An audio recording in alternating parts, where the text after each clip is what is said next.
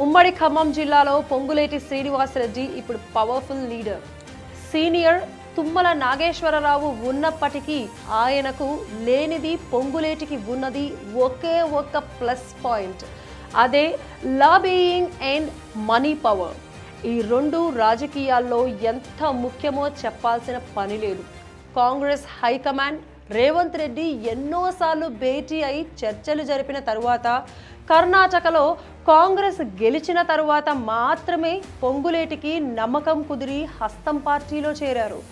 చేరినప్పటి నుండి తనదైన ముద్ర వేస్తున్నారు. పట్టుబట్టి మరీ తన అనుచరులకు టికెట్లు ఇప్పించుకున్నారు, గెలిపించుకున్నారు. భద్రాచలం నుంచి గెలిచిన బీఆర్ఎస్ ఎమ్మెల్యే ఫలితాలు వచ్చిన రోజునే కాంగ్రెస్ క్యాంపులో చేరేలా చేసుకున్నారు. మంత్రి పదవితో పవర్ఫుల్ గా మారారు. ఖమ్మం ఎంపీ సీటును తన సోదరుడికి ఇప్పించుకునేందుకు ప్రయత్నం.